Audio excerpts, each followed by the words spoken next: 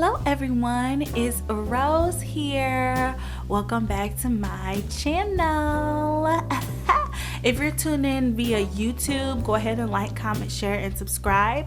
And if you are tuned in to my podcast, go ahead and share my podcast. Share it with your friends. Play it while you're going to work. Play it while, you're waiting outside of your kids' football practice. Play it when you have nothing else to do but lay in the bed and you just want to hear someone ranting, you want to hear someone talking.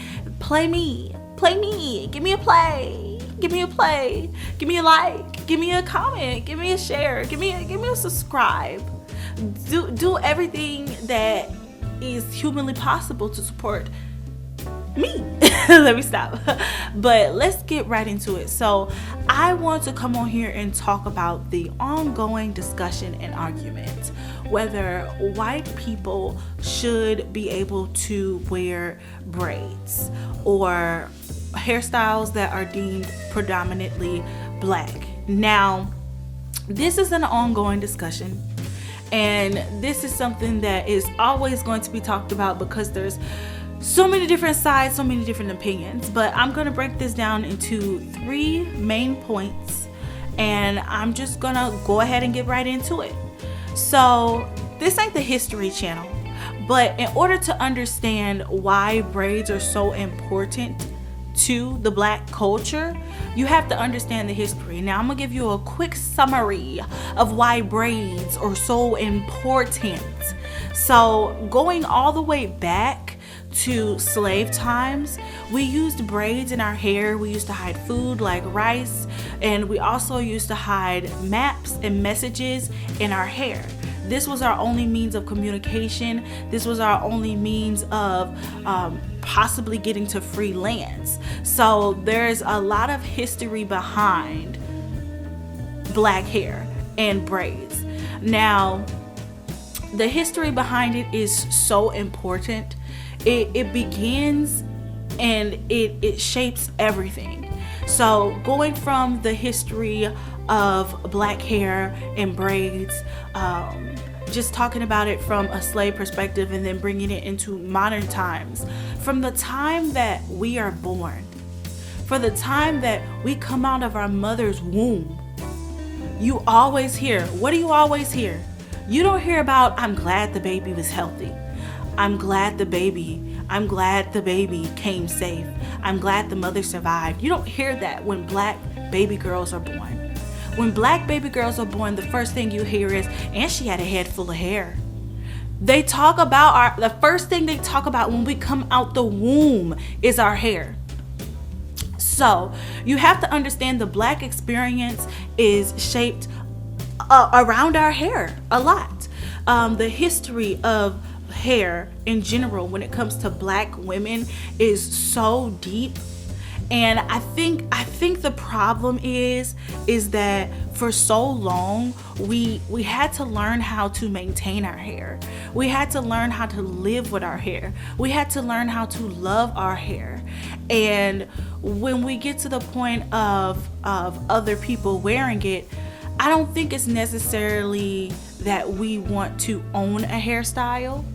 I think it's really just about we want to own our history. We want to own our culture. We don't want to own a hairstyle. And I'll get into that a little bit later. So, speaking on my personal experience as a black woman, growing up, if my hair wasn't done, I was completely just shattered. I had no confidence. I didn't want to go out the house. I would cry. I would not go to school if my hair wasn't done. And that's just me speaking from my personal black experience. And for me, a lot of it was I had to learn to love myself and love myself in my skin. And I had to learn how to love my hair. Now, when I'm thinking about my own experiences as a black woman, my own personal experience, my hair is one of the first things that I think about, because it really impacted me looking at other people and seeing, oh, the light-skinned girl with looser hair is more attractive than me. Even though some people would classify me as light skinned, I'm not a yellow bone. I'm not mixed. I'm not that. And some people will even say that I have a nicer texture hair. But at the end of the day, I still had to go through a lot of struggles with my hair. I cut it off, I grew it out, I cut it off, I grew it out. Now I'm having my dreads. And a lot of our Black identities is tied into our hair. Not our identities as people, because you should have a separate identity from your Black identity. But a lot of it is tied into our hair because it's directly related to our self-esteem and how people view us. Now, going into more of the history as far as in modern times. Now, when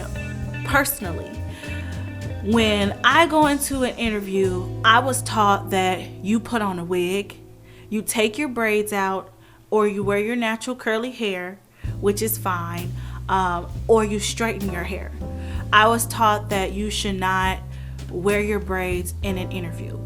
And for a lot of the times, I have personally gone into an interview, once they look at me, realize I'm Black, and these are interviews where I had my dreads and my braids.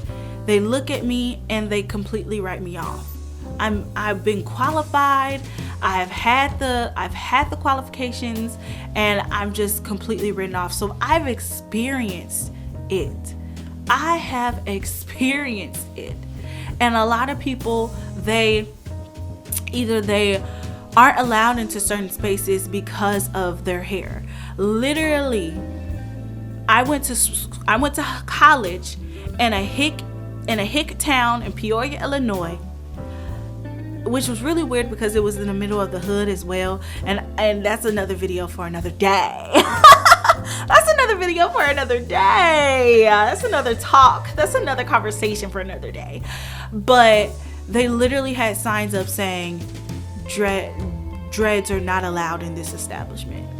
There are still people that are being discriminated against because of their hair, because they have dreads, because they have braids. You see all the time, you see stories of little Black girls being sent home because they have braids in their hair. And the problem with people wearing the hair is that they are not acknowledging the history behind it, which goes into my next point, the divide. So we have a division. There's definitely a division. You have, on one hand, you have the white people that feel like, okay, it's hair. I'm gonna wear it. It's hair. And then on another hand, you have this divide with Black people. Some Black people on the left, they don't care if you wear your hair in braids.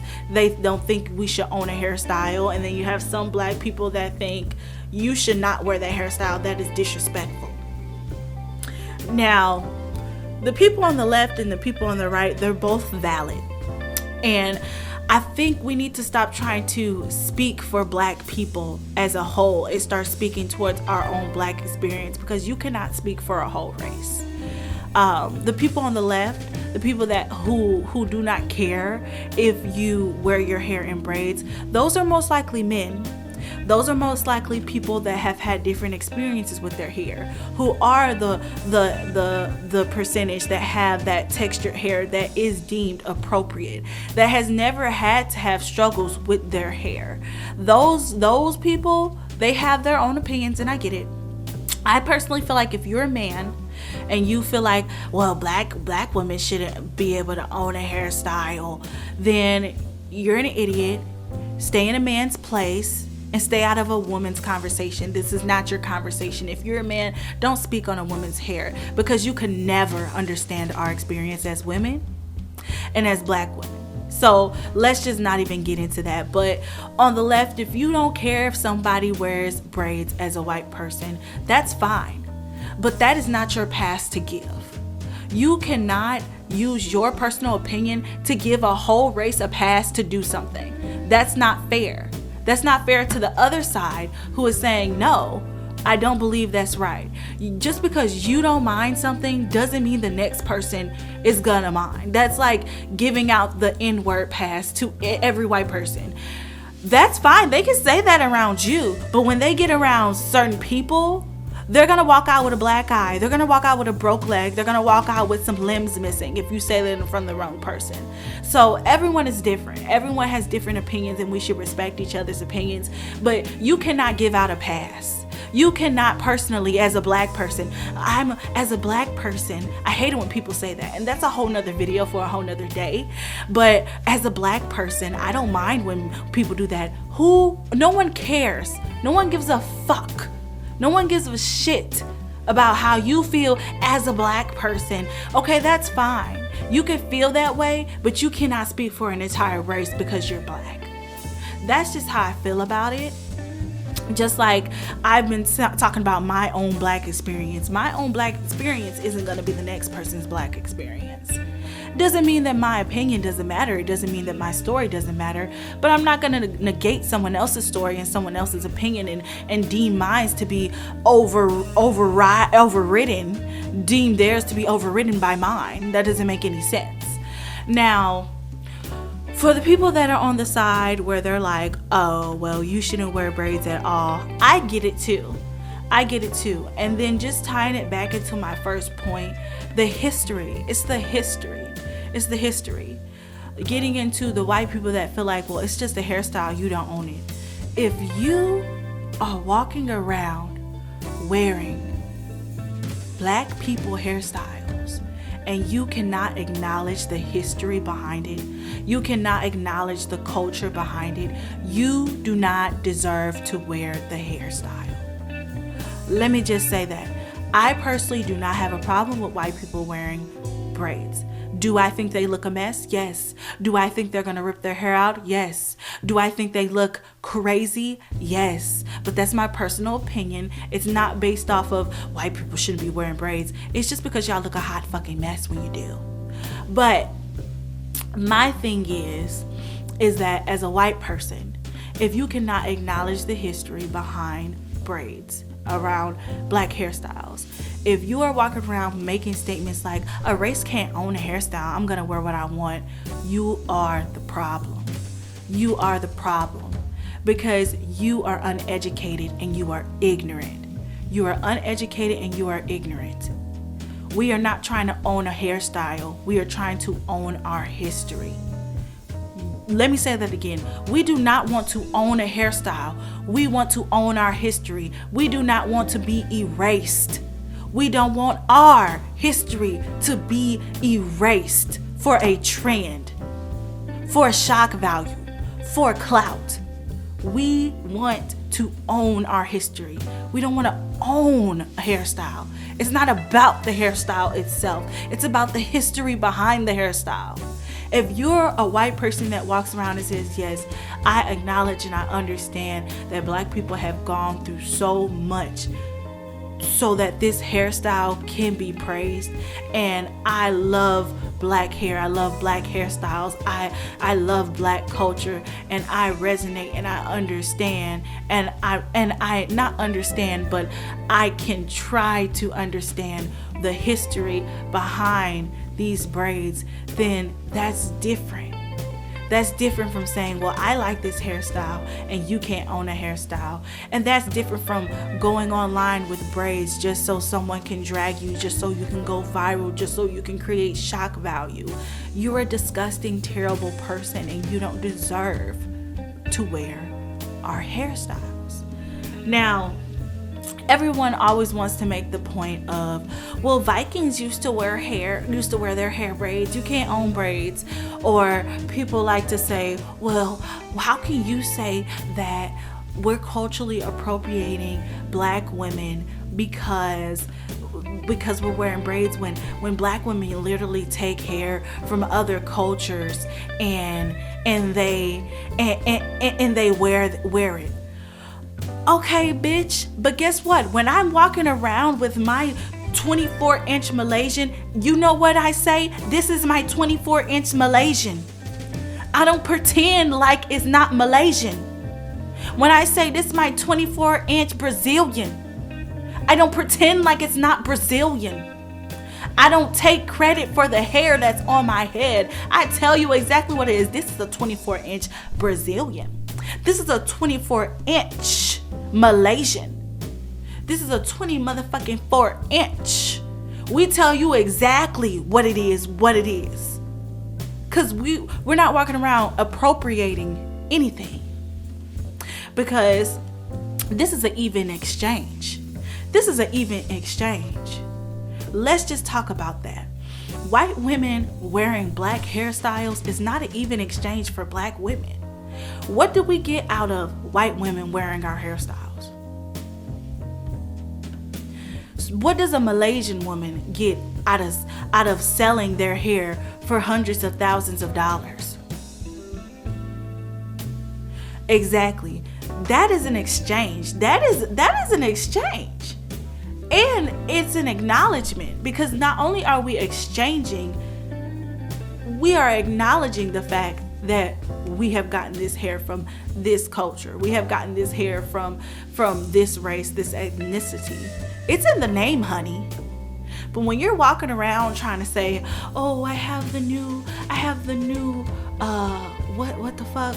Piggly wiggly tickly, like have the new piggly wigglies, and you got freaking Falani braids in your hair. Come on, bitch. Put a name on it. And if you're gonna wear it, know the name of it. You bitches probably don't even know the name of the hairstyle that you're wearing, and that's the problem. You're uneducated and you're ignorant. Okay, when a black woman has on their weave, they know exactly the place that it came from, the person, the type of person it comes from, and they know everything about it down to the inch, honey. Stay educated. Okay?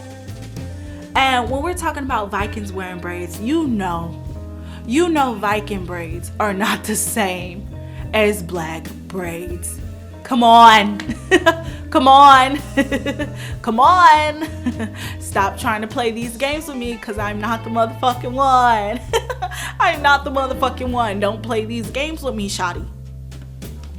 So, overall, if you're gonna wear braids, acknowledge where they came from, the history of braids. Don't walk around with a chip on your shoulder like the world owes you something, because that's your white privilege showing, honey. That's your privilege showing. And that's the thing. White people have been taught that the world owes them something. That they can just take what they want without any consequences. But honey, that's your privilege showing, honey. That's your privilege talking, honey. Think with your brain. Think logically. Okay? When I wear a kimono, I know and I can acknowledge that is from Asian culture. And I can acknowledge that. I don't walk around saying, well, Asian people can't own a clothing, a piece of fabric. That's the most ignorantest thing I've ever heard. Your privilege is showing.